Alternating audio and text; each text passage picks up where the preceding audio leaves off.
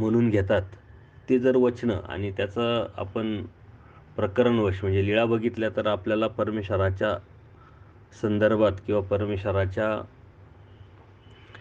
ज्या गोष्टी आहे मग त्या शक्तिरूप असेल किंवा गुणाच्या असतील किंवा धर्माच्या असतील ते आपल्याला कळतील. तर त्या अनुषंगाने आपण लीळाचरित्रामध्ये जाऊन किंवा सूत्रपाठात जाऊन ते सूत्र आपण अभ्यासले पाहिजे. ज्याप्रमाणे हे स्मरे ते दुर्लभ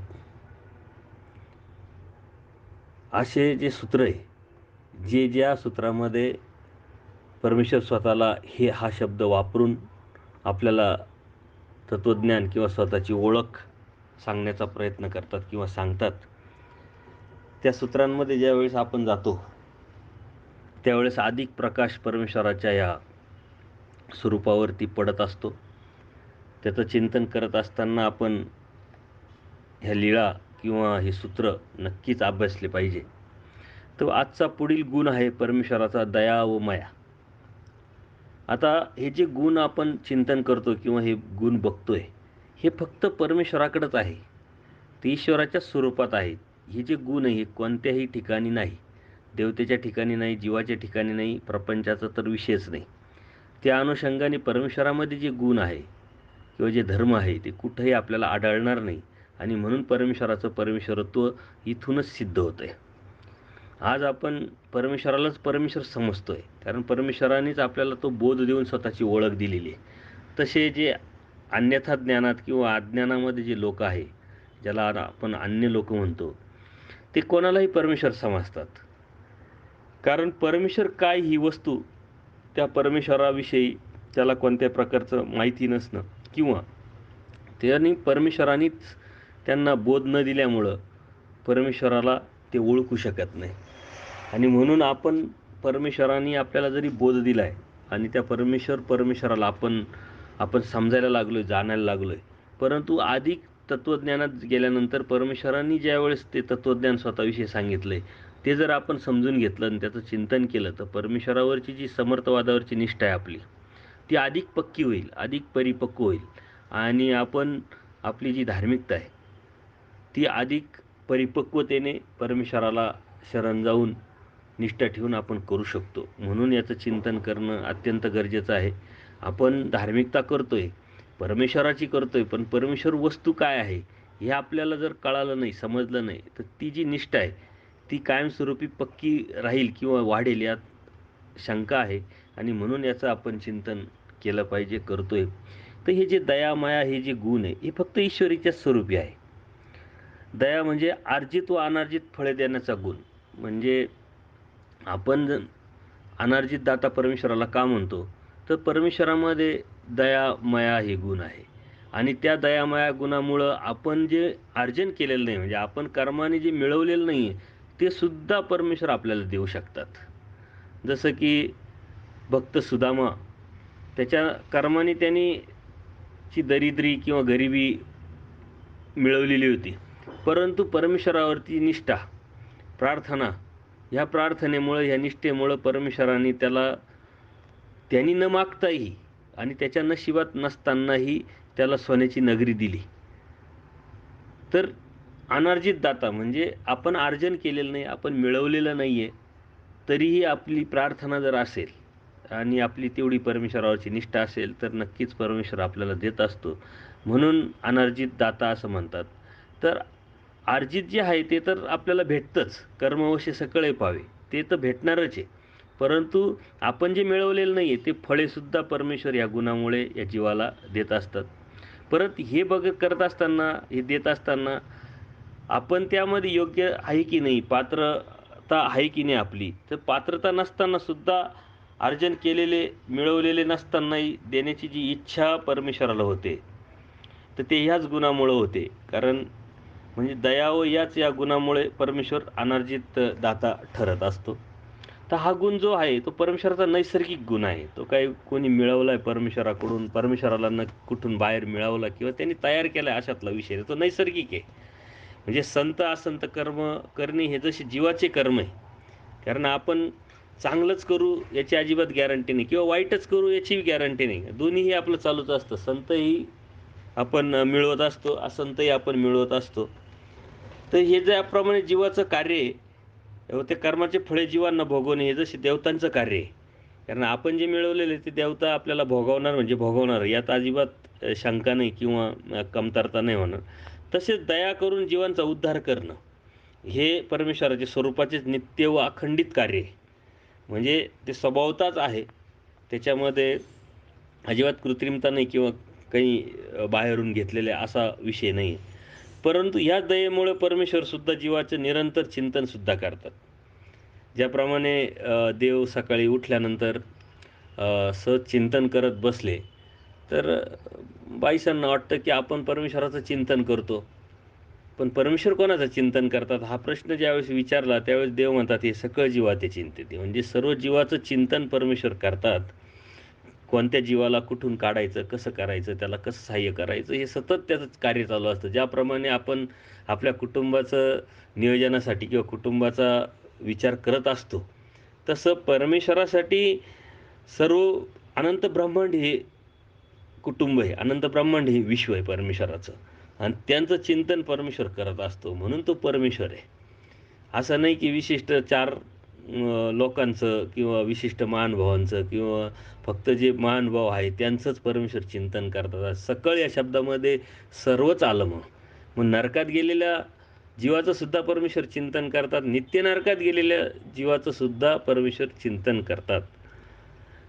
कारण जे नित्य नरक कशाने प्राप्त झाले, की परमेश्वराचं हननाचं प्रवृत्ती किंवा हननाची तिची चाल तिथं गेल्यामुळं त्याला नित्य नरक भेटलं आहे.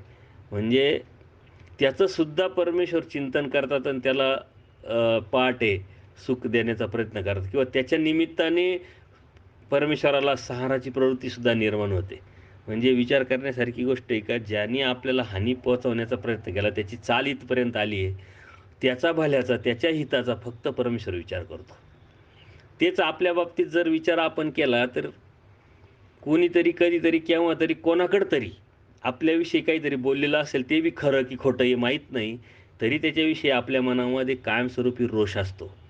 त्यांनी जरी कबुली दिली आणि माफी मागितली, तरी आपण ते विसरत नाही. पण देवतेचंही तसंच आहे.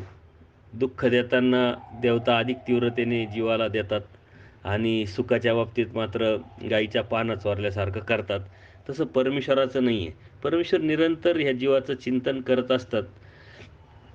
तर परमेश्वर हे जीवाचं चिंतन करत असताना दिल्या वाचून परमेश्वराला सुखच होत नाही. म्हणजे परमेश्वराला या जीवाला काहीतरी द्यायचं आहे.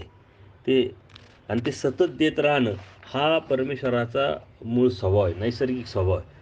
आणि त्या देण्यातून जीवाचं भलं, जीवाला मुक्त करावं हाच अखंड ध्यास परमेश्वराचा असतो.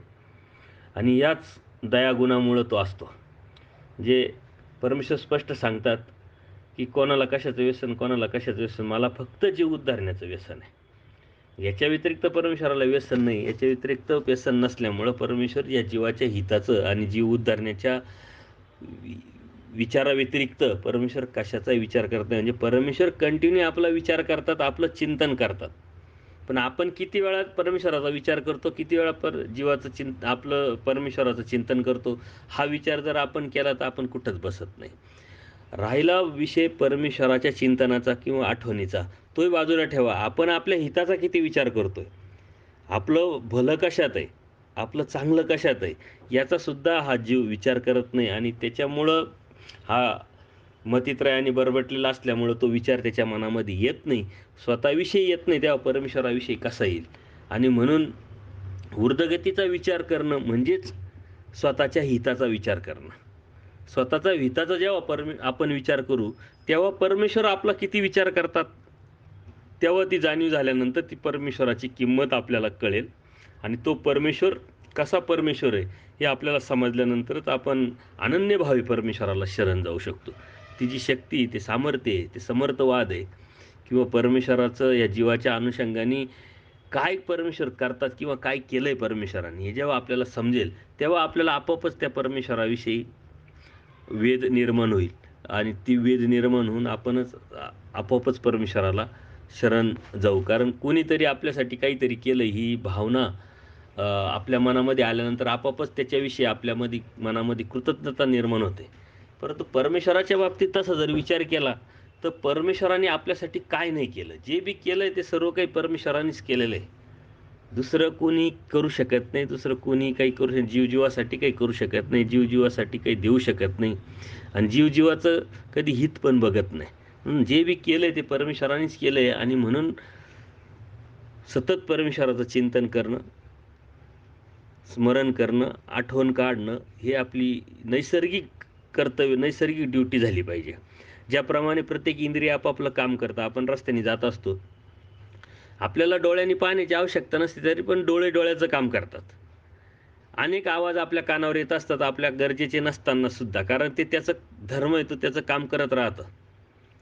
बोलताना सुद्धा आपण कधी गरजेचं नसताना सुद्धा आपण कितीतरी बोलत राहतो. विचार करताना सुद्धा जी गोष्टीची गरजच नाही विचार करण्याची किंवा आपण तो विचार केल्यावरही काही फरक पडणार नाही, उलट नुकसान होईल, त्याचा सुद्धा आपण विचार करत राहतो. याचा अर्थ काय? की ते इंद्रिय त्याचं काम करत राहतात. तसं आत्मा हे एक जी इंद्रिय आहे, त्यांचं काम एकच आहे का परमेश्वराचं निरंतर स्मरण करणं. परंतु त्याला ती सवय लावावी लागेल. ती सवय जर त्याला लागली तर आपण काम करत राहू, आपलं गाडी चालवत राहू, आपण आणखीन काहीतरी दुसरं करत राहिलं तरी त्याचं ते स्मरण त्यांनी ते कंटिन्यू चालू राहिलं पाहिजे. ज्याप्रमाणे बऱ्याच ठिकाणी बघा आपण कुठं घरी गेलो एखाद्याच्या ठिकाणी किंवा दुकानातसुद्धा काही लोकं परमेश्वर स्मरणाचे ते एखादं रेकॉर्डिंग असतं ते सतत चालू ठेवलेलं असतं. श्रीकृष्ण शरणम मम, श्री दत्तात्रय प्रभू शरणम मम, ते काही नामं नाही आहे. परंतु एक आवड, एक गोडी लागावी किंवा ते सतत कानावर पडत राहावं आणि आपल्या डोक्यामध्ये दुसरे विचार येऊ नये म्हणून ते. तर ते चालू असतं. आपले कामं चालू असतात. आपल्या कामामध्ये त्याचा काही अडथळा येत नाही. ते कानावर पडत राहतात. ते त्याचं काम करत राहतं.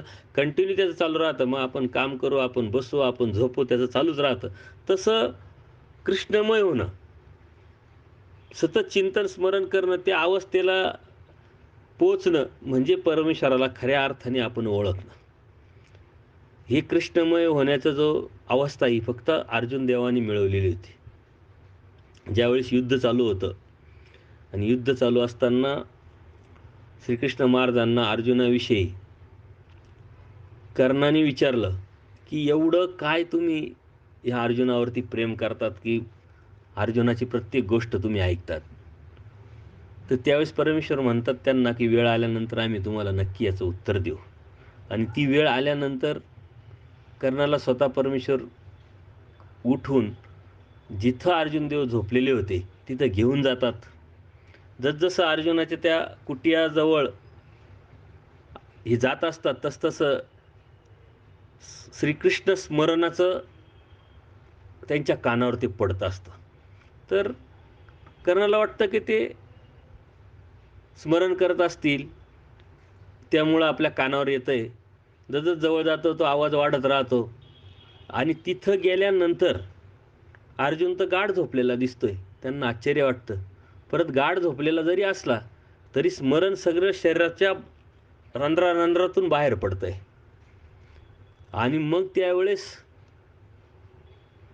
कान जे आहे ते पायाला लावले तरी आवाज स्मरणाचा, डोक्याला लावलं तरी कोणत्या अवयवातून प्रत्येक रंध्रातून श्रीकृष्णम जप चालू असतो. याला कृष्णमय होणं म्हणतात. आता ती अवस्थेपर्यंत जाणं आपल्याला शक्य नाही, परंतु अशक्य पण नाही. सतत त्या आत्म्याला जर स्मरणाची चिंतन करायला तुम्ही लावलं आणि ती सवय जर भाग पाडली, तर आपण आपलं काम करत असताना आपलं चिंतन चालू राहील, आपलं स्मरण चालू राहील. नाहीतरी परमेश्वराने शेवटच्या नामाचं निरंतर स्मरण करायला लावलेलं आहे. तर ते निरंतर स्मरण करायला लावलं आहे म्हणजे आपण लगेच करू असं नाही आहे. त्याला ती सवय लावावी लागेल आणि ती सवय आपल्याला तिथपर्यंत घेऊन जाऊ शकते. ते संस्कार आपल्याला तिथपर्यंत घेऊन जाऊ शकते. परत आपण कोणते कर्म करत असताना किंवा काम करत असताना आपल्या मनामध्ये अनेक विचार येतात जातात. त्या विचारावरती ताबा मिळवण्यासाठी किंवा त्या विचाराला सैरावैरा न जाण्यासाठी सर्वात उत्तम उपाय म्हणजे परमेश्वराचं स्मरण आहे. अर्जुन देव श्रीमद भगवद्गीतेमध्ये श्रीकृष्ण महाराजांना स्पष्ट विचारतात, की हे मन माझं खूप चंचल आहे. ते घोड्यासारखं आहे, वाऱ्यासारखं आहे. ते इतक्यात इथं तर इतक्यात इथं. त्याला एकाग्र करण्यासाठी मी काय करावं करण्याचा प्रयत्न केला तर ते एकाग्र होत नाही. श्रीकृष्ण महाराज गालातल्या गालात हसले आणि स्पष्ट सांगतात की हे मन नुकत्याच झालेल्या घोड्याप्रमाणे ते सैरावैरा पळणारच आहे. त्याला तू ताब्यात आणू शकत नाही, परंतु त्याच्यावरचा उपाय मी तुला सांगतो आणि तो उपाय आहे माझं स्मरण कर, माझं चिंतन कर. ते जिथं बी जाईल त्याला उचल, घे आणि माझ्या चरणी लीन कर. ते जिकडं जाण्याचा प्रयत्न करील त्याला पकड आणि माझ्या चरणी लीन कर. माझं स्मरणात तू जेव्हा जास्तीत जास्त राहशील, चिंतनात जास्तीत जास्त राहशील, तेव्हा ते मन आपोआपच काबूमध्ये येईल. ते मन आपोआपच एकाग्र होईल. परंतु त्याच्यावरती दुसरा कोणताही उपाय नाही आणि कोणत्याही उपायाने ते वश होत नाही. याचा अर्थ परमेश्वराचं चिंतन, स्मरण करणं म्हणजे आपण आपल्या हिताचं आणि आपण आपल्या भल्याचा विचार करणे. परमेश्वराचं स्मरण, चिंतन करणं परमेश्वराचं भलं नाही होणार आहे. आपलं भलं होणार आहे. आपलं हित त्याच्यात आहे आणि म्हणून आपलं हित समजणं म्हणजेच परमेश्वराचं स्मरण करणं, परमेश्वराचं चिंतन करणं. जो स्मरण करेल समजायचं का त्याला त्याचं हित कळालेलं आहे. जो स्मरण करतोय समजायचं का त्याला त्याचं भलं समजलं आहे. नाहीतर आपण स्मरणाव्यतिरिक्त सर्व काही करतो. देवपूजा करतो, कर्मकांड करतो, अभ्यास करतो, वाचन करतो, सत्संग ऐकतो, सर्व करतो, पण स्मरण आपल्याच्याने होत नाही किंवा स्मरण आपण करत नाही. स्मरणाला लागलो की लगेच आपल्याला आळस येतो, आपल्याला झोप येते. 1-2 गाठी केली का आपल्याला वाटतं खूप काही गाठ्या केल्या. आणि परमेश्वराने स्मरण कधी करायला लावलेलं आहे? पहाटेचं. आणि पहाटेची झोप आपल्यासाठी सर्वात मोठी प्रिय. तर तिच्यावरती जेव्हा तुम्ही त्याग कराल, त्यावेळेस खऱ्या अर्थाने तुम्ही परमेश्वराला जाणलं, परमेश्वराला ओळखलं आणि परमेश्वराची आज्ञाप्रती पालन करतात आणि त्याच वेळेस स्वतःचं तुम्ही भलं समजले, हित समजलंय म्हणून तुम्ही पहाटे उठून स्मरण करताय, चिंतन करताय, असं त्याचं प्रमाण आहे. आणि म्हणून जीव कधी स्वतःचं हित आणि भलं पाहत नाही, परंतु जेव्हा तो स्वतःचं हित बघल, भलं बघल, त्यावेळेस मात्र परमेश्वराची सांगितलेली आज्ञा हा प्रतिपालन करायला हा जीव सुरुवात करेल. आणि परमेश्वराचे आज्ञा प्रतिपालन करणं म्हणजेच परमेश्वराचं चिंतन करणं, स्मरण करणं, निरंतर परमेश्वराला आठवणं. ते आठवणं, तो अखंड ध्यास परमेश्वराचा आहे, या जीवाला मुक्त करावं. परंतु तोच ध्यास आपलाही असायला हवं का मला मुक्त व्हायचं आहे. तर जोपर्यंत आपल्याला इच्छा होत नाही, आपण एक पाऊल टाकत नाही, तोपर्यंत परमेश्वरसुद्धा काही करू शकत नाही. कारण प्रयत्न केला तर परमेश्वराचं सहाय्य होतं आहे. शरण गेलो तर वज्राचा पिंजरा परमेश्वर निर्माण करताय. आपण अनाथ झालो, कशावरही कोणावरही कुठेही अवलंबून न राहता फक्त परमेश्वरावरच अवलंबून राहिलो, तरच परमेश्वर आपल्यासाठी नाथ होणार आहे. आणि म्हणून परमेश्वराचं अखंड चिंतन, स्मरण करणं हे आपल्या हिताचं, आपल्या भल्याचं या जीवानी विचार केला पाहिजे.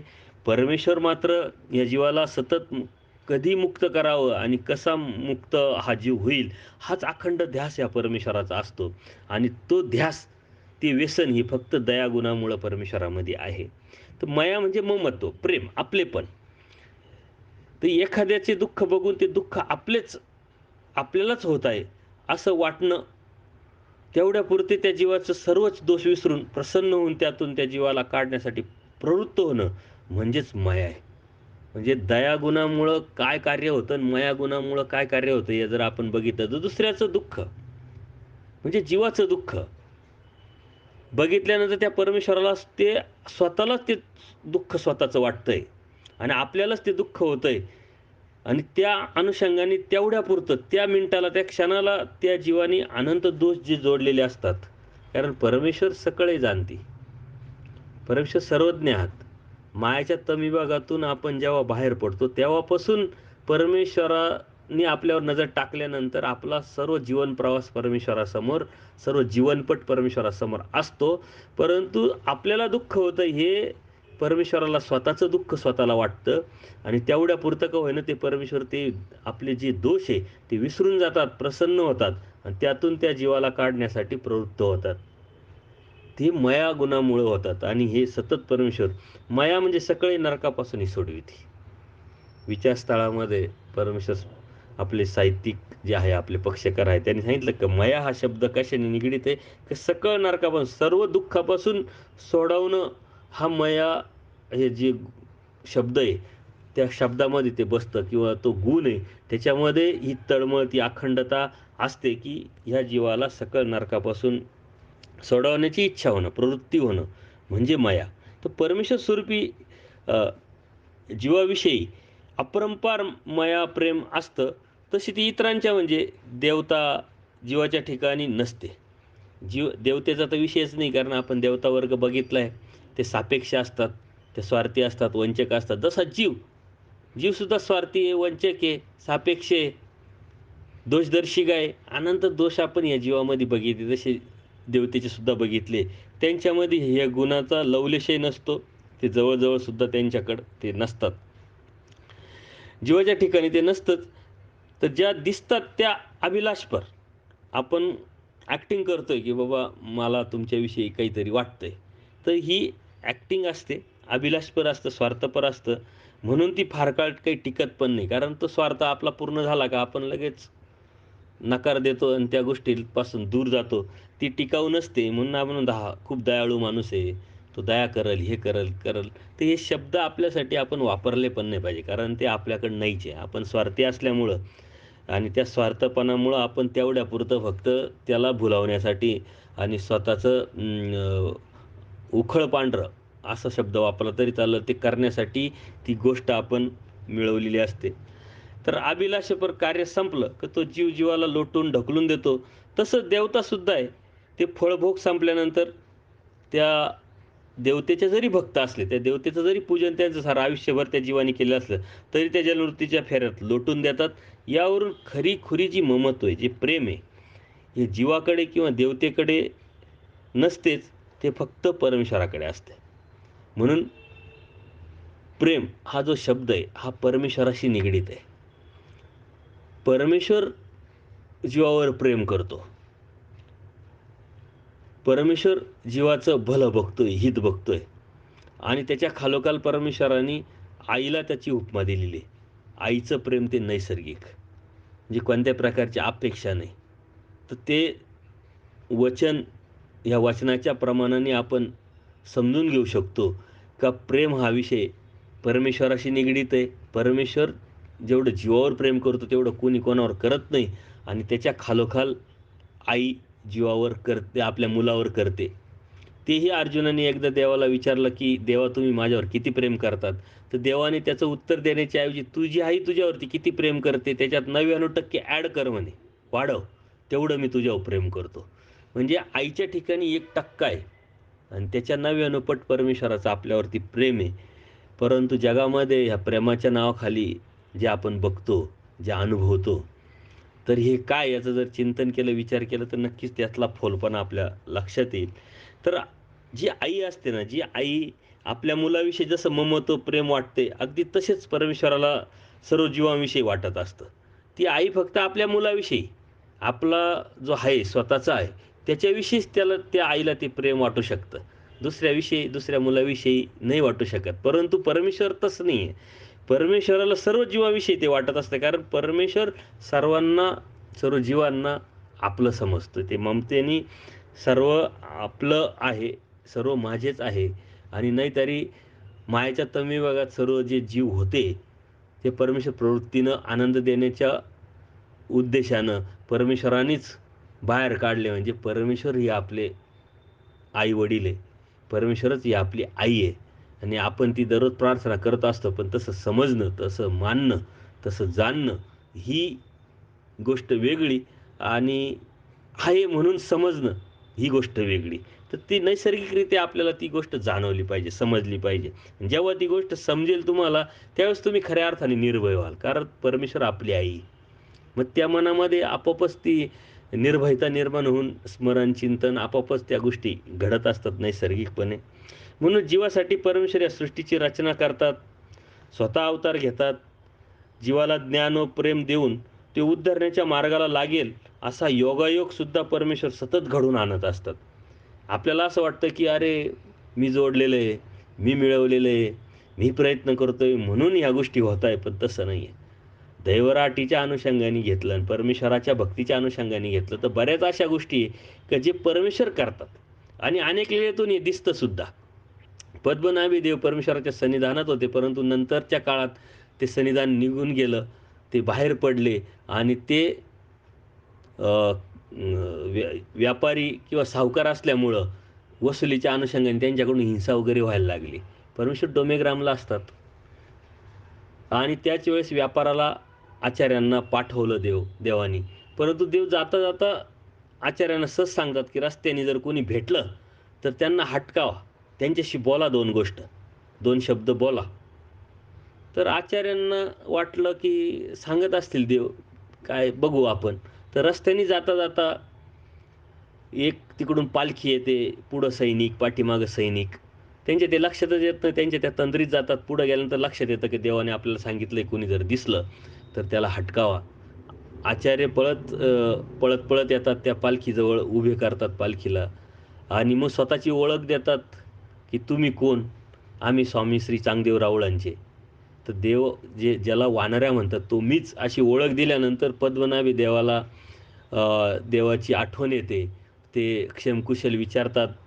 2-5-10 मिनिटं तिथं वेळ होतो आणि मग आचार्य ते सांगतात देवाला, आचार्यांकडे निरोप देतात, की आम्ही देवाला भेटायला येऊ असं सांगा आणि आचार्य निघून जातात. आपल्याला ही सहज वाटते ही गोष्ट. परंतु नंतरच्या काळात ती जी व्यक्ती होती, जी पद्मनाभी होते, ते एका गावामध्ये वसुलीसाठी जाणार होते आणि तिथं गेल्यानंतर नरसंहार त्यांच्याकडून होणार होता.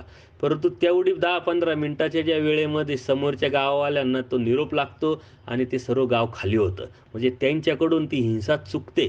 ती कोणी चुकवली? ती परमेश्वराने चुकवली. आचार्यांना निमित्त केलं. ना आचार्यांना त्यातलं काही माहिती, ना पद्मनाभी देवाला काही माहिती. पण परमेश्वर अशा पद्धतीनं जीव हा कसा उद्धरेल आणि उद्धरण्याच्या अनुषंगाने सतत काहीतरी योगायोग आणून काहीतरी प्रसंग आणून आपल्याला तिथं ती योग्यता वाढवत असतात.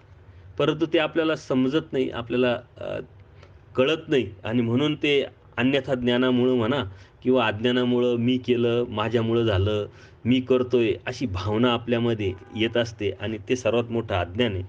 तर परमेश्वर हे जीवाचे अनंत दोष पोटात घालत असतात. ज्ञान गमावून दवडून त्याने प्रमाद घडवला, तरी त्यास ते दूर लोटत नाही. कारण अनुसरण झालं, हिंसा किंवा विकल्प किंवा विकाराच्या दोषाने तो जो जीव आहे, त्याने जरी प्रमाद अंगावला, तरी परमेश्वर त्याला दूर लोटत नाही. उलट थोडीशी कणव जरी त्याने जोडली, तरी परमेश्वर त्याला पुन्हा भेट देतात. मनुष्य जन्माला आलेल्या जीवाला व्यक्त अवताराचे सन्निधान देतात. सेवादास्य करून घेऊन उद्धरून कसा जो जाईल, उद्धरण कसं त्याचं करता येईल, हाच ते विचार करत असतात. तो जर रोक्ष झाला, तर त्याच्या खाली आसन घालतात. परमेश्वराचं दया, माया, कृपा, करुणा हे जे गुण आहे, यातून आपण हे लक्षात आलं पाहिजे. परमेश्वर या चरित्रात आपण गेल्यानंतर कितीतरी ठिकाणी परमेश्वर एखाद्या झाडाखाली बसलेले आहे. याचा अर्थ काय? ती नरक योनी आहे. म्हणजे तो जीव प्रमादी असते, पण त्यांनी कणव जोडल्यामुळं परमेश्वराला त्याच्याविषयी एक आपलेपण आहे, कनवाळपण आहे, माया आहे आणि म्हणून परमेश्वर तिथं जाऊन त्याला सुख देतात. भूमीत परमाणूच्या ठिकाणी जर जडवतं पावलं असेल, तर त्यावरती आपला श्रीचरण ठेवतात. शेणामातीत जर तो जीव किडा झालेला असेल, अशा नरक योनीमध्ये तो जर गेलेला असेल, तो पडला असेल, तर त्याच्या ठिकाणी खराटा घेऊन परमेश्वर रस्ते झाडतात. श्री गोविंदप्रभू बाबा. अनेक लीळा, अनंत लीळा आहे. त्या लीळेच्या माध्यमातून जडाच्या ठिकाणीच अनेक लीळा परमेश्वराच्या घडलेल्या आहे. काटा आहे किंवा खराटा घेऊन सारं साफसफाई करणं आहे. कितीतरी नरकातले किडे-मकोडे त्यांना सुखफळाला पाठवणं आहे. तर हे कशामुळं होतं? हे फक्त परमेश्वराच्या मायाकृप गुणामुळं. ती ममत्व आहे, ते आपलेपण आहे, हा आपला आहे, ह्याला दुःखातून काढावं लागेल, याचं दुःख म्हणजेच माझं दुःख आहे, ही जाणीव फक्त परमेश्वरामध्ये असते. ते सर्व परमेश्वर कशामुळे करतो? फक्त जीवाविषयी परमेश्वराच्या ठिकाणी असलेल्या ममत्वामुळं. मुलावरती आईचं जसं प्रेम नैसर्गिक तसं अकृत्रिम असतं, त्याच प्रमाणे परमेश्वराचं जीवावरती नैसर्गिक वा कृत्रिम प्रेम असतं. त्याच्यात कोणत्याही प्रकारची अपेक्षा, स्वार्थ, कोणत्याही प्रकारचं थोडेही अपेक्षा नसते. म्हणून तो जीवासाठी वाटेल ते करायला तयार होतात. याच्यामध्ये तुम्ही अर्जुन देवाच्या अनेक लीळा तुम्हाला आठवता येतील. गोविंदप्रभू बाबांच्या अनेक लीळा आठवता येतील. मायागुणाच्या ह्या ज्या लीळा आहे, अर्जुन देव ज्यावेळेस संदीपनी ऋषीच्या ठिकाणी हे शिकायला होते. सांदीपनी ऋषींचे जे मुलं आहे, ते मुलं विष्णू घेऊन जायचे. का जायचे? कारण ज्यावेळेस परमेश्वराने अवतार घेतला पृथ्वीतलावरती, तर विष्णू दंडोत करतात आणि त्यांची जी लक्ष्मी, त्यांची जी पत्नी आहे, ती विचारते, की "तुम्ही कोणाला नमस्कार केला? तुम्ही कोणाला दंडोत घातला? तुम्ही सर्वश्रेष्ठ आहे." ते म्हटले, "नाही, आमच्यापेक्षा जे परमेश्वर आहे, जे श्रेष्ठ आहे, त्यांनी आज पृथ्वीतलावरती अवतार घेतलेला आहे." त्यांनी हट्ट धरला आणि तो हट्ट पुरवण्यासाठी आता परमेश्वराला आपण तर सांगू शकत नाही, की "या आणि माझ्या पत्नीला दर्शन द्या." आणि मग त्यांनी ती आयडिया वापरली. सांदीपनी ऋषींची मुलं होता क्षणी ते घेऊन जायचे. ते दुःख करायला लागले आणि अर्जुनाने जेव्हा विचारलं, "काही दुःख का करतात?" की म्हणे असं-असं. तर मग अर्जुनाने शपथ घेतली, की आत्ताचं जे मूल आहे, ते तुमचं जाणार नाही. जर गेलं तर किंवा जे गेलेले मुलं आहे, ते मी परत आणले नाही, तर मी अग्निकाष्ट घेईल. अर्जुन ठरवलं. दुसऱ्या दिवशी पाताळात जाय, नरकात जाय, इकडं जाय, तिकडं जाय, स्वर्गात जाय, सगळीकडे बघितली सांदीपनी ऋषीची मुलं कुठेही दिसले नाही. प्रश्न पडला, रात्र निघून गेली आणि सकाळी मग अर्जुनाने अग्निकाष्ट घेण्याची तयारी चालू केली. देव आले, "काय करताय?" अर्जुनाने सर्व हिस्ट्री सांगितल्यानंतर, सर्व इतिहास सांगितल्यानंतर, मग अर्जुनाला म्हणताय, "चला माझ्याबरोबर." म्हणजे अर्जुनाला अग्निकाष्ट घेण्यापासून वाचवणं, अर्जुनाला 100 कौरव मारायला द्रोणाचार्य, भीष्माचार्य सर्व मारण्यासाठी आसुसलेले. कर्ण असेल, द्रोणाचार्य असेल, भीष्माचार्य असेल, पण त्याच्या केसालाही धक्का न लागू देता, हा आपला आहे, याचं ममत्व परमेश्वराचं निर्माण झाल्यामुळं प्रत्येक क्षणाक्षणाला, प्रत्येक वाटेवरती, प्रत्येक वळणावरती आपल्या परमेश्वर असतात आणि याची प्रचिती आपल्याला क्षणोक्षणी, पावली-पावली होत असते. परंतु हीच प्रचिती जर तुम्हाला खऱ्या अर्थाने घ्यायची असेल, ती अनुभवायची असेल, तर परमेश्वर व्हावा ह्या इच्छेनं जेव्हा तुम्ही पावलं टाकाल, अध्यात्माच्या अनुषंगाने जेव्हा तुम्ही पावलं टाकाल, म्हणजे अदृष्टपर, अहेतुकपर जेव्हा पावलं टाकाल का फक्त मला देव व्हायला, त्यावेळेस नक्कीच तुम्हाला ती प्रचिती लवकर अनुभवास येतील.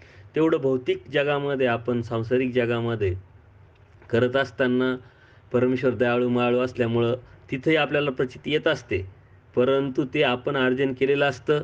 परमेश्वर अनार्जित दाता असल्यामुळं, आपण परमेश्वराचे असल्यामुळं तिथेही आपल्याला ती अनुभूती, प्रचिती येत असते. परंतु त्या प्रचितीचा अनुभव जर घ्यायचा असेल, तर अनुसरणाच्या अनुषंगाने पावलं टाका. हिंमत ठेवा.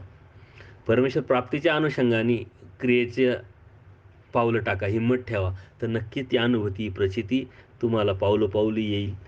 तर हे अकृत्रिम प्रेम, नैसर्गिक प्रेम हे फक्त परमेश्वर जीवावरती करत असतात. आणि त्या अनुषंगाने परमेश्वर अनंत अवतार घेतात. अनंत अवतरले, अनंत अवतरती. ह्या जीवासाठी परमेश्वर साकार होऊन येतात, वाडोवेळी फिरतात, गल्लोगल्ली फिरतात. आज आपण विचार केला पाहिजे, की साऱ्या महाराष्ट्रात परमेश्वराने जे भ्रमण केलं त्याचं किलोमीटर जर काढलं, तर आपण एसी गाड्यांमध्ये फिरूनसुद्धा आपण थकून जातो स्थानं करायला निघाल्यानंतर. परंतु कुठं भंडारा, कुठं नागपूर, कुठं नाशिक ह्याचा जर विचार केला, तर आपल्या कल्पनेच्या पलीकडे आहे आणि ते परमेश्वर पायी-पायी फिरून या अधिकारी जीवांना ज्ञान देतात, स्वतःची ओळख देतात. हे फक्त जीवावर असलेल्या ममत्वामुळं, प्रेमामुळं.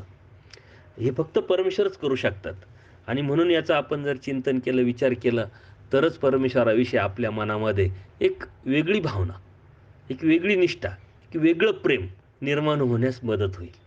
आपण एवढा विचारच नाही केलेला. आहे फक्त आहे. आपण परमेश्वरी भक्ती करतोय, स्मरण करतोय, क्रिया करतोय, कधीतरी वाचन करतोय, कधीतरी सत्संग ऐकतोय.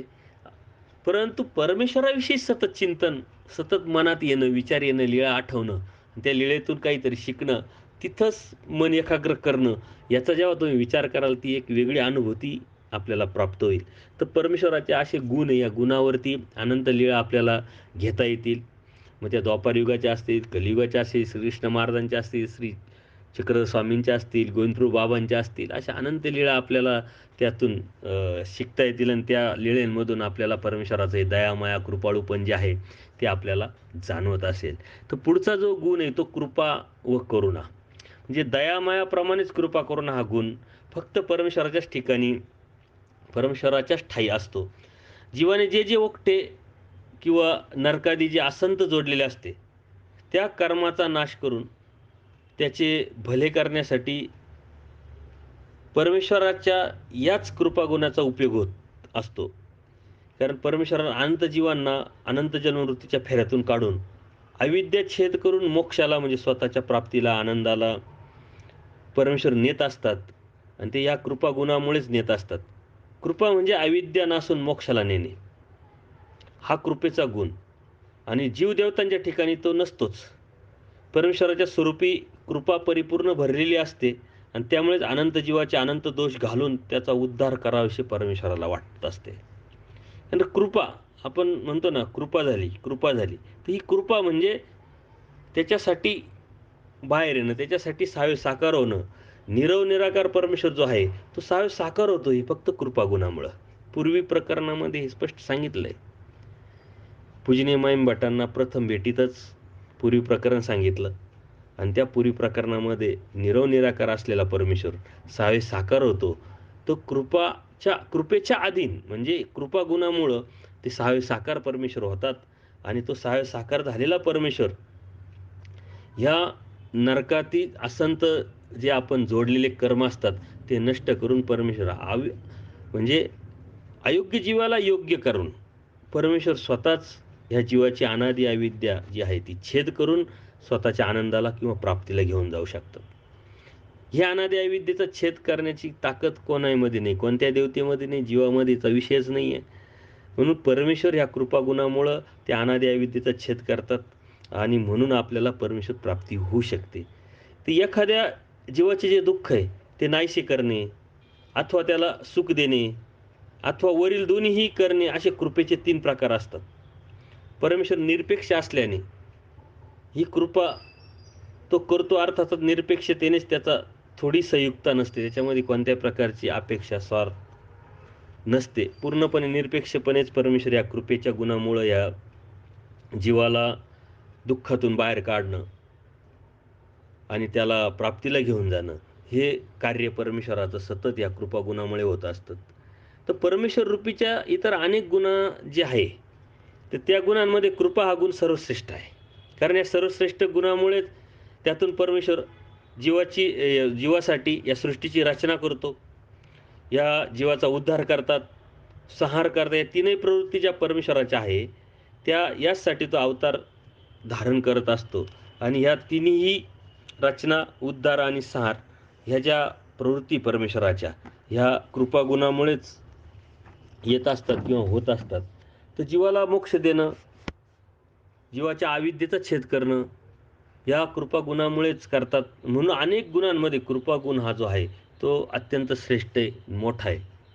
आणि तो श्रेष्ठ का ठरतो तर ज्याच्यासाठी परमेश्वराने सृष्टी निर्माण केली किंवा ज्याच्यासाठी परमेश्वराला अवतार घ्यायचा आहे त्याचे कार्य हे कृपागुणामुळे होत असतं किंवा कृपा ह्या शक्तीमुळं ते परमेश्वर कार्य करू शकतात किंवा करतात आणि म्हणून तो कृपा जो गुण आहे परमेश्वराचा तो श्रेष्ठ ठरतो.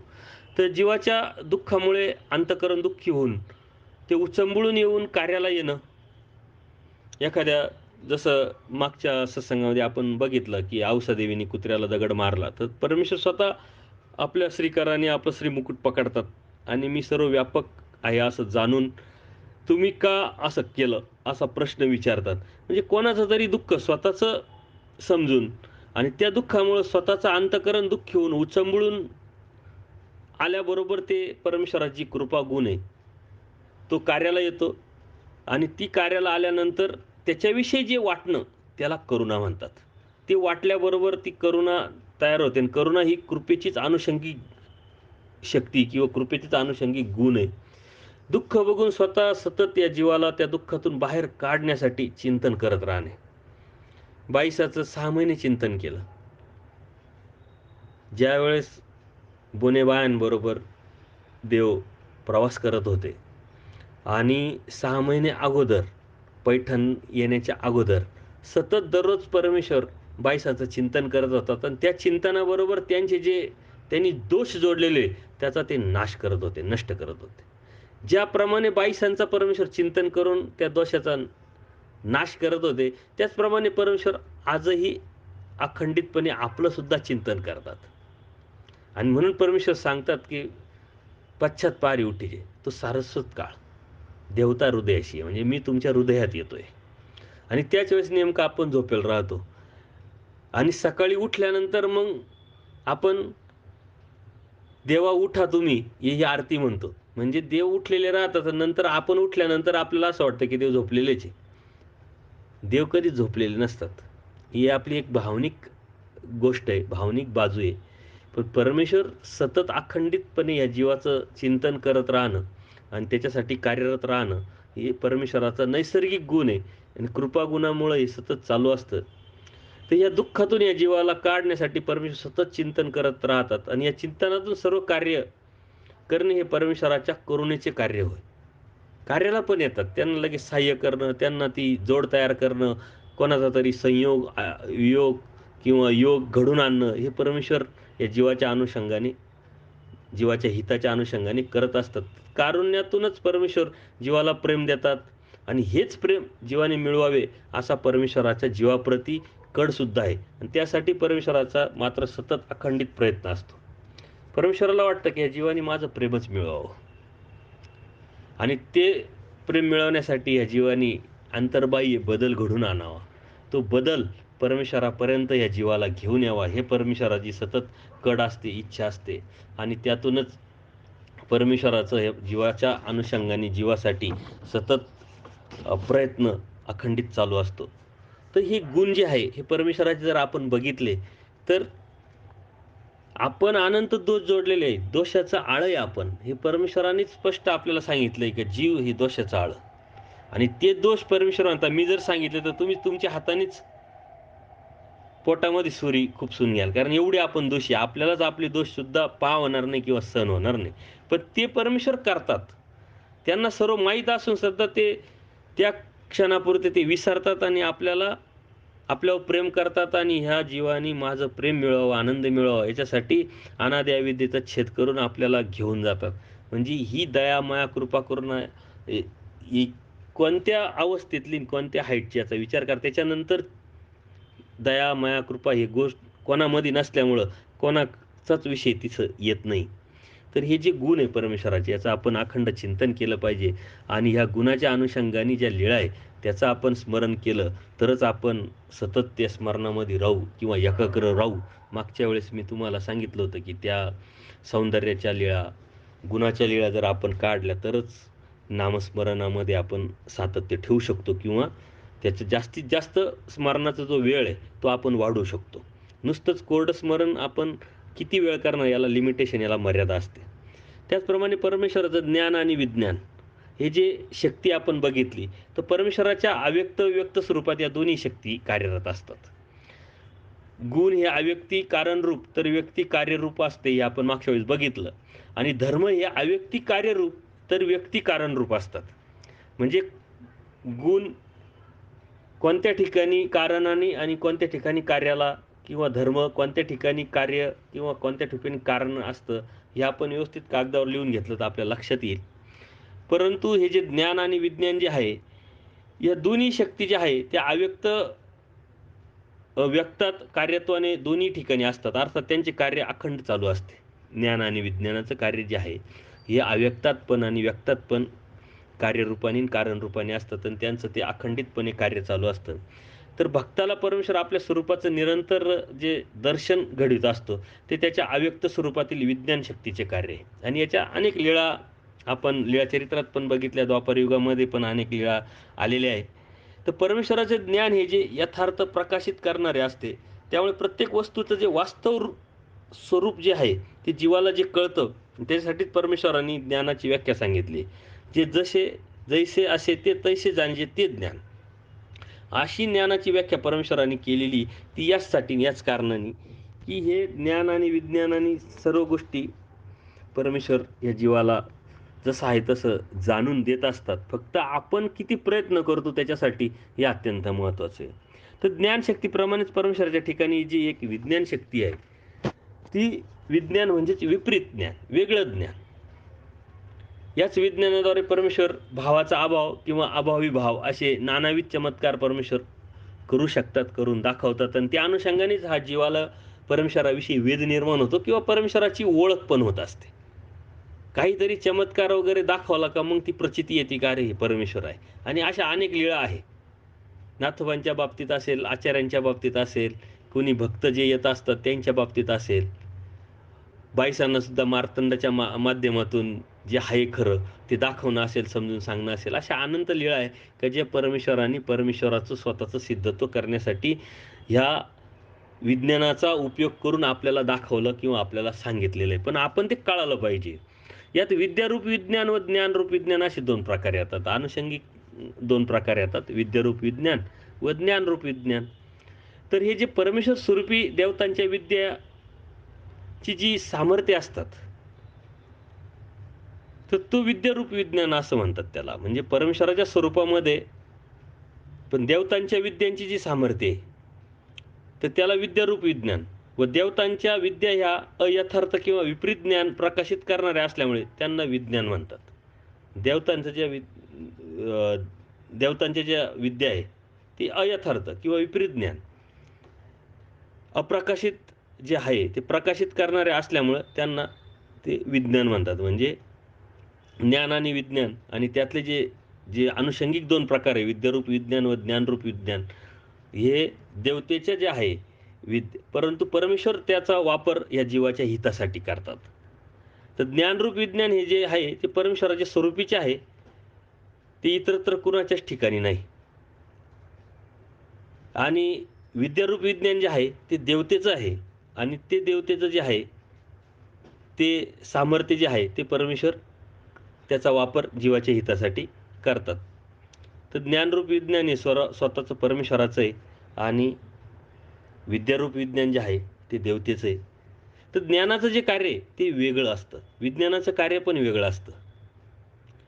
ज्ञानाचं कार्य वेगळं, विज्ञानाचं कार्य वेगळं.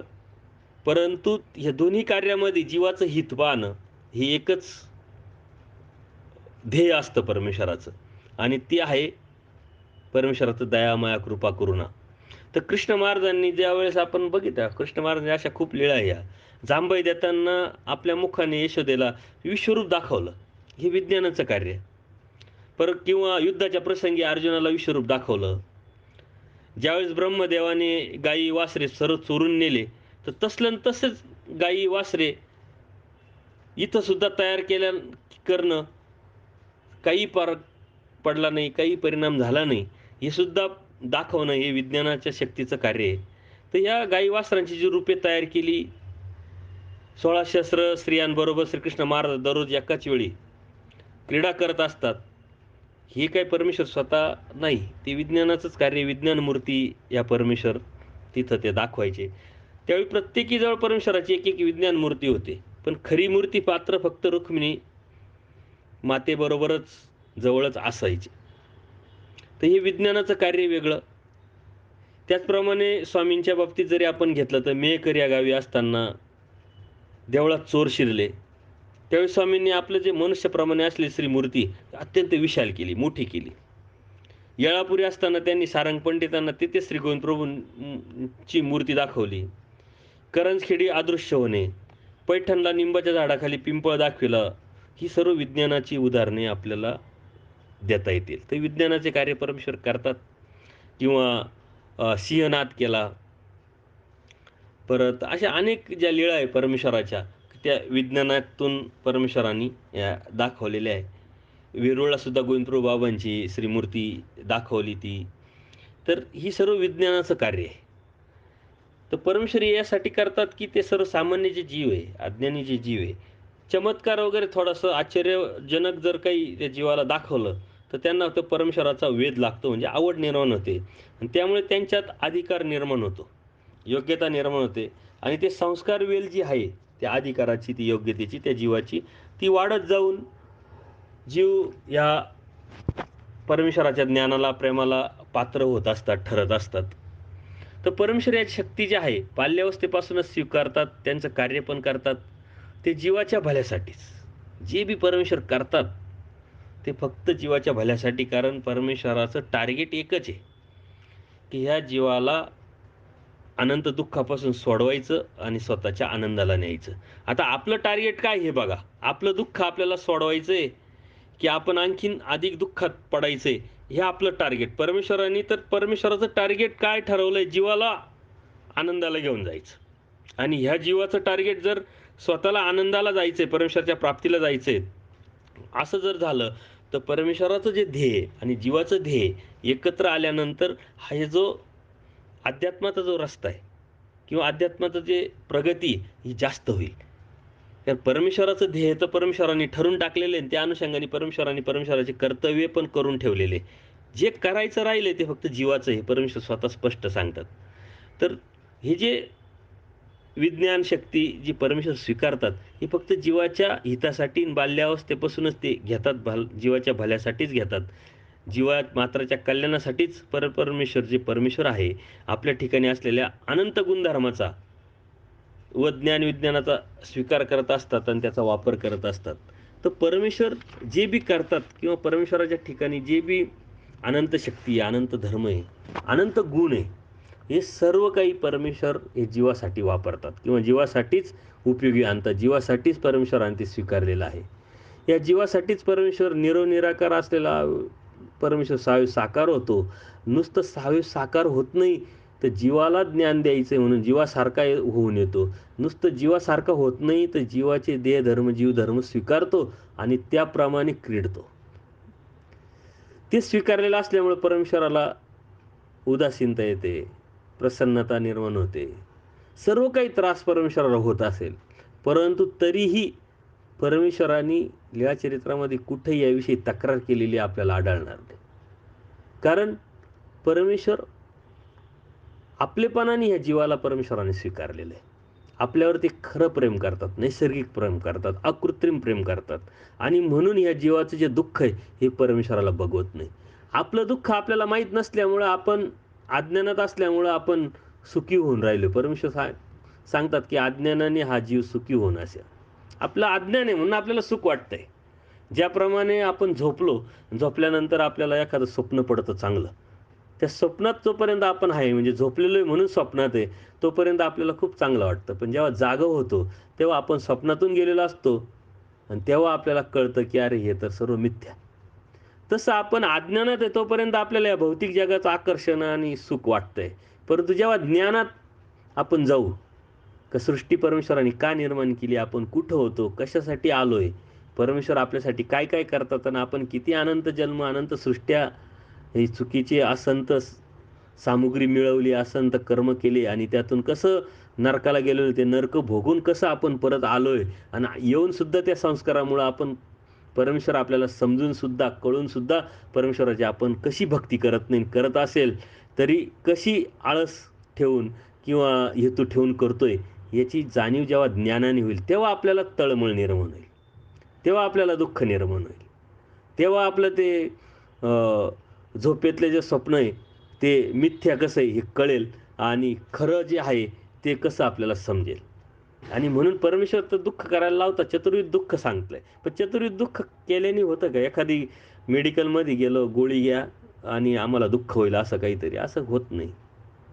त्याच्यासाठी रिअल म्हणजे जे आहे प्रॅक्टिकल परमेश्वराने सांगितलेलं तत्त्वज्ञान समजून घेऊन परमेश्वर काय हे आपल्याला जर समजलं, कळालं आणि परमेश्वराने आपल्यासाठी काय काय केलं आणि काय काय करतोय आणि काय काय करणार आहे, हे जेव्हा आपल्याला कळेल तेव्हा नक्कीच आपल्याला दुःख होईल आणि मग त्यावेळेस आपण ते चतुर्विध दुःख करू शकतो. पाठीमागं काय केलं त्याचं दुःख, आज काय करतोय त्याचं दुःख, पुढं काय होणार आहे त्याचं दुःख, हे चतुर्विध दुःख आणि ते चतुर्विध स्मरण जेव्हा आपलं साधल्या जाईल, त्यावेळेस समजायचं की आपल्याला परमेश्वर थोडा-थोडा कळाला आहे, समजला आहे. अजून तर खूप मोठा पल्ला गाठायचा आहे, खूप पुढं आपल्याला प्रवास करायचा आहे. परंतु त्याच्यासाठी आपण हे सतत परमेश्वराच्या चिंतनात, परमेश्वराच्या मननात, परमेश्वराच्या ध्यानात किंवा परमेश्वराच्या लीळेमध्ये जर आपण सतत एकाग्र होऊन जर चिंतन करत राहिलो, तरच त्या गोष्टी साध्य होऊ शकतात. अन्यथा आपणच आपल्या नाशाला कारण आहे. आपण जे बी कर्म करतो, ते आपल्याला लागतं, आपल्या डोक्यावर पडतं, आपल्या माथी पडतं. कोणाला तरी आपण फसवतो, कोणाला तरी आपण वाईट कर्मांनी काहीतरी दुःख देण्याचा प्रयत्न करतो, पण ते कोणाला कधीच होत नाही. सुरुवात आपल्यापासून असते. जेव्हा एखादं आपण कर्म करतो, ते कर्म पहिले आपल्याला लागतं, नंतर त्याला काय व्हायचं ते लागेल. त्याला व्हायचं ते होईल. पण त्या कर्माचा भोग पहिले आपल्याला लागल्यामुळं आपणच आपलं अहित पाहत असतो. आपणच आपलं दुःख ओढून घेत असतो आणि आपणच आपल्याला दुःखात पाडीत असतो. परमेश्वराचं याच्या उलटं आहे. आपण दुःखात आहे, नरकात आहे आणि हे परमेश्वराला पाहत नाही. आपलं नरक आपण मिळवलंय, आपण दुःख आपलं मिळवलेलं आहे आणि आपण मिळवलेलं दुःख त्या परमेश्वराला स्वतःचं वाटतंय आणि म्हणून त्याच्यातून काढण्यासाठी परमेश्वर साकार होतात. दयामाया कृपा करून अनंत गुण, अनंत धर्म घेऊन परमेश्वर क्रीडितात, वाड्यावेळी फिरतात. याचा जेव्हा आपण विचार करू, चिंतन करू, तेव्हा परमेश्वराव्यतिरिक्त आपल्या जीवनामध्ये कोणाचीही मोठी किंमत असू शकत नाही. आज आपल्याकडं खूप लोकांची लिस्ट आहे आणि त्याच्या वेगवेगळ्या किमती आपल्यानी ठरवलेल्या आहे, की याचं आपल्या जीवनामध्ये काय महत्त्व, त्याचं आपल्या जीवनामध्ये काय महत्त्व. तसं परमेश्वराचं आपल्या जीवनामध्ये काय महत्त्व याचा आपण विचारच केलेला नाही आणि हे जर समजून घेऊन जेव्हा आपण विचार कराल, तेव्हा परमेश्वराव्यतिरिक्त आपल्या जीवनामध्ये कोणाचंच महत्त्व राहणार नाही. आणि ज्यावेळेस अशा पद्धतीनं आपण परमेश्वराव्यतिरिक्त आपल्या जीवनामध्ये कोणाचंच महत्त्व नाही, अशा अवस्थेला जेव्हा पोहोचू, तेव्हा खऱ्या अर्थाने आपण अध्यात्माला लागलो. खऱ्या अर्थाने आपण परमेश्वर भक्तीला लागलो आणि खऱ्या अर्थाने त्यावेळेस आपल्याला परमेश्वर कळाला असं आपण म्हणू शकतो. आज आपण व्यर्थ किंवा मिथ्या म्हणत राहतो, की परमेश्वर आम्हाला समजला, कळाला, आम्ही परमेश्वरी भक्ती करतो. परंतु हे करत असताना आपण का करतोय ती भक्ती? कशासाठी करतोय? याची जाणीव किंवा याचं उत्तर आपल्याकडे नसल्यामुळं आपण ती चुकीचं म्हणतोय. गैरसमजातून म्हणतोय किंवा अन्यथा ज्ञानातून म्हणतोय. याचा फोलपणा आपल्याला हे सर्व चिंतन परमेश्वराचं केल्यानंतर आपल्याला समजेल. म्हणून परमेश्वराचं चिंतन करण्यासाठी पहिले आपण ह्या जीवाचं चिंतन केलं पाहिजे आणि त्याच पद्धतीनं आपण सत्संग घेतले. जीवाचं चिंतन जीवानी केल्यानंतर जीव हा जीवातून बाहेर पडला. नंतर देवतेचं चिंतन केलं. देवतेच्या मर्यादा बघितल्या, देवतेचे गुण बघितले, देवतेचे सामर्थ्य बघितले, सर्व बघितलं. म्हणून हा जीव त्या देवतेतून आता बाहेर पडला. प्रपंचाचं बघितलं आपण. प्रपंचावरती खूप मोठं चिंतन केलं नाही. परंतु प्रपंच हा विषय आपल्याला बरोबर सतत असल्यामुळं त्यातला फोलपणा आपण या चिंतनातून आपण समजून घेतला आणि त्यातून पण आपण बाहेर पडलो. आता या तिन्ही पदार्थातून जेव्हा आपण बाहेर पडू, तेव्हा परमेश्वरा हा पदार्थ आपल्याला कळेल किंवा समजेल किंवा आपण त्यात पडू. परमेश्वराच्या प्रेमात पडण्यासाठी आपल्याला ह्या तिघांच्या प्रेमातून बाहेर पडावं लागेल अगोदर. कारण जीव हा एका वेळेस एकच कार्य करेल. एका वेळेस जर एकच कार्य करत असेल, तर तो दुसऱ्या ठिकाणी जर प्रेमात असेल, तो परमेश्वराच्या प्रेमात कसा असू शकेल? म्हणून पहिल्यांदा आपल्याला ह्या जीवाच्या ठिकाणी जे प्रेम करतोय त्यातून तो बाहेर पडला पाहिजे. देवतेच्या ठिकाणी प्रेम करतोय म्हणजे त्या सामर्थ्यरूप गोष्टीला जो प्रेम करतोय त्यातून तो बाहेर पडला पाहिजे. प्रपंचाच्या ठिकाणी जे प्रेम म्हणजे जे लागलेपण आहे, हे माझं जे आहे, त्यातून तो जर बाहेर पडला, तर तो न्यूट्रल होईल. तो एकटा राहील आणि त्यावेळेस तो कोणावरच प्रेम करणार नाही. त्याच वेळेस तो परमेश्वरावर प्रेम करू शकतो. एकाच वेळेस हा जीव सगळीकडं राहू शकत नाही, तसं प्रेमही करू शकत नाही. परमेश्वरावरती प्रेम करायचं आहे, परमेश्वराचं व्हायचं आहे, परमेश्वराला आपलं करायचं आहे, तर आपल्याला पहिले परमेश्वराचं व्हावं लागेल. आपल्यामध्ये तेवढी योग्यता नाही, तेवढी पात्रता नाही की आपण परमेश्वराला प्राप्त करू. परमेश्वर काय म्हणतात, अयोग्य जीवाला मीच योग्य करतो आणि मी प्राप्तीला नेतो. आता परमेश्वर प्राप्तीला नेणार आहे म्हटल्यानंतर आपण कसं प्राप्त करू शकतो?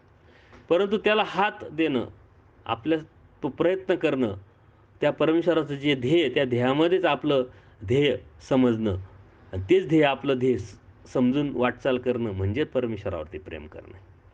परमेश्वराचं आपलं हित पाहतात परमेश्वर. परंतु आपण आपलं जेव्हा हित बघायला जाऊ, परमेश्वर आपलं भलं बघतात. त्यावेळेस ज्यावेळेस आपण आपलं भलं बघू, त्यावेळेस खऱ्या अर्थाने आपल्याला परमेश्वर कळाला आणि परमेश्वराने हा जो सृष्टी रचनेचा जो उभा केलेला जो डॉलर आहे, स्वतः अवतार घेऊन जे कार्य केलेलं जे कार्य आहे, ते आपल्याला समजलं असं आपण समजू शकतो. तर आजच्या या सत्संगामध्ये आपण परमेश्वराच्या अनुषंगाने चिंतन केलं. त्यांचे गुण, त्यांचे धर्म, त्यांच्या शक्ती या ढोबळमानाने बघितल्या. आता इथून पुढं परमेश्वराचं चिंतन आपण करणार, परंतु परमेश्वराच्या अनुषंगाने वेगवेगळे जे विषय आलेले आपल्या साहित्यात, त्या विषयांनी आपण चिंतन करणार आहोत आणि त्यानंतर मग आपण एक परमेश्वरावरती प्रश्नपत्रिका सोडून घेणार आहोत. ही प्रश्नपत्रिका आपली 4थी असेल, कारण पहिली जीवाची प्रश्नपत्रिका आपण सोडवली, नंतर देवतेची सोडवली, नंतर प्रपंचाची सोडवली. आता परमेश्वरावरती आपण किती तिथं आपण किती योग्य आहे, हे आपणच आपल्याला चेक करण्यासाठी आपण या गोष्टी करत असतो. तर नक्की याचं चिंतन करा, स्मरण करा. च्या संदर्भातच विचार करा, चिंतन करा. याच्या व्यतिरिक्त कशाचाही कोणाचाही विचार करण्याची गरज नाही. कारण परमेश्वर आपलं चिंतन करतात. आपण जेव्हा परमेश्वराचं चिंतन करतो, तेव्हा परमेश्वर आपलं चिंतन करतात आणि ज्यावेळेस परमेश्वर आपलं चिंतन करतात, तेव्हा सर्वच काम करून नेण्याची ताकद या परमेश्वराच्या समर्थवादामध्ये आहे. आणि आपण आपल्या अडचणीचं चिंतन करत राहू, परमेश्वराच्या चिंतनापासून दूर जाऊ. परमेश्वर आपलं चिंतन करत असताना म्हणजे सर्वच अडी-अडचणीचं सुद्धा परमेश्वराने नियोजन केलेलं आहे. पण ती निष्ठा, तो भाव, तो समर्थवादावरचा अ, परिपक्वता ही आपल्याला निर्माण करण्यासाठी त्याच्यात सतत सातत्य ठेवावं लागेल. तर तुम्ही दररोज स्मरण करा. ते स्मरण तुमचं परमेश्वर स्वीकारो आणि तुमचं ते स्मरण परमेश्वराने स्वीकारात घ्यावं अशी प्रभुचरणी प्रार्थना. दंडोत दंडोत प्रणाम, दंडोत प्रणाम, दंडोत प्रणाम.